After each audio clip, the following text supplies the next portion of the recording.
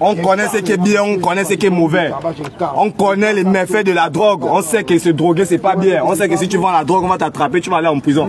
Mais quelquefois, on n'a pas le choix. Moi, personnellement, comme je dis, moi, si j'ai vendu un jour la drogue, bien que je n'ai fait plus ça, je suis menuisier aujourd'hui. Mais j'ai vendu la drogue. Ce ghetto-là, j'ai fait parmi les fondateurs, les pères fondateurs, pas parmi. Père fondateur, c'est moi. Vérité. Donc, je connais très bien la vie de la street. J'ai fait les études. Hein? Moi, j'ai un DTS en maintenance électroméca au centre de Total. Je suis la même stage, je n'ai pas eu. J'ai un bac F2. Hein? Mais je suis au ghetto, hein, mes petits, je viens de gérer autant. Donc, c'est la réinsertion. Je suis parti au château en prison, j'ai fait 3 mois. Je suis ressorti, il n'y a pas de moyen d'accompagnement, on n'accompagne pas les jeunes. On t'envoie là-bas, c'est pour gaspiller ta vie. Donc tu deviens encore pire même que lorsqu'on t'a attrapé. Voilà, donc nous tous on connaît que personne n'est parfait. Les autorités on connaît les liens, on parle de drogue, on fait rentrer la drogue, mais qui fait rentrer ça? Qui garde les frontières?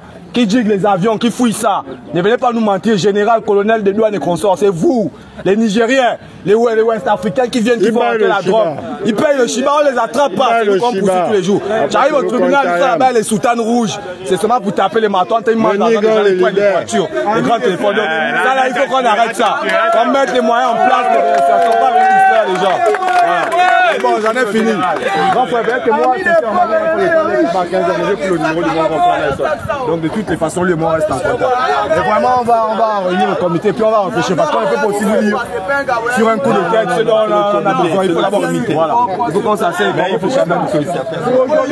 Mais on rien ne pourrait faire. Le monde est la famille.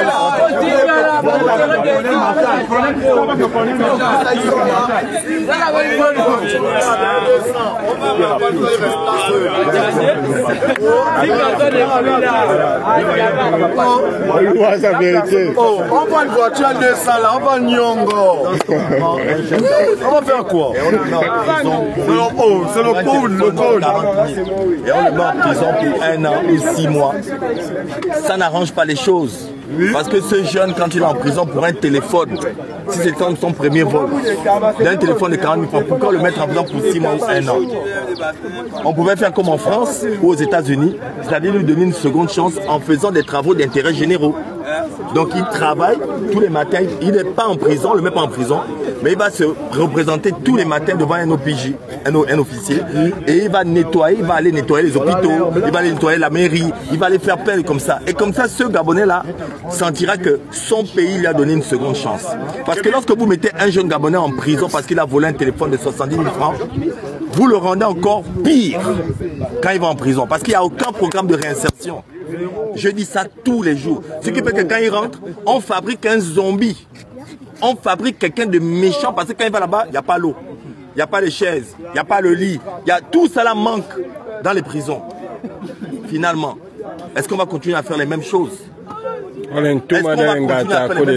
Une cellule, par exemple, qui doit prendre 5 personnes, se retrouve avec 40 personnes. Et puis après là-bas, les hommes se couchent avec les hommes parce que vous vous trouvez là que coincé. Hein? Vous voyez un peu ce que je veux dire? C'est-à-dire qu'il faut un programme de réinsertion. Il faut même que l'État pense à mettre une maison, la maison par exemple de transition. Ça veut dire quoi?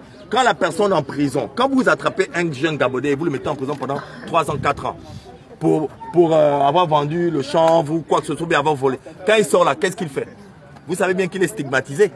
Ses parents vont le regarder comme ça, oh, que tu es un prisonnier. Tout le monde le traite de prisonnier.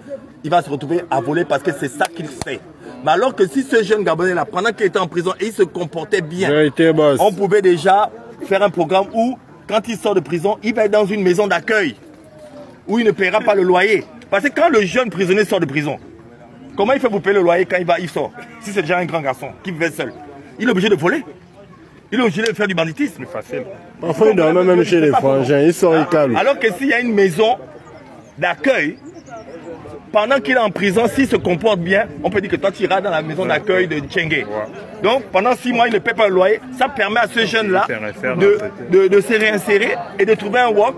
Et puis comme ça, au fur et à mesure, il gardera sa dignité. Donc moi, c'est ce que je voulais dire.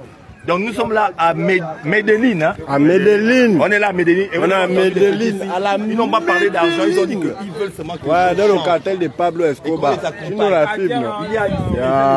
Tous les Nzimans sont là, c'est représenté. C'est la fibre optique. On a par exemple ce jeune-là, c'est quelqu'un qui plonge, plonge avec les scaphandres et tout ça. Je n'ai pas les papiers, rien, pas le site, je n'ai même pas pour m'épauler, rien. Je suis obligé de faire au bancandage. Voilà. C'est pas tout. Alors que c'est quelqu'un qui est professionnel, il travaille, il plonge avec les équipements, tout ça. Il a oublié de faire le bancandage. Comme ça peut être envoyé en Europe pour améliorer son talent. Monsieur le président, essaie de voir ma situation. Il n'y a pas on fait les peurs et des mœurs. Il n'y a que moi-même et la police qui me soutient. Voilà, c'est quelque chose. Papa, non, maman, il n'y a pas papa, il n'y a pas maman. Je suis devant Dieu. Je viens pour vivre. En même mois, c'est moi, tu vas voir, je ne vais pas te décevoir. C'est 3 mois, c'est moi. S'il te plaît, monsieur le président. Il y a la transition. Précisément. Okay. Il est où? C'est gentil.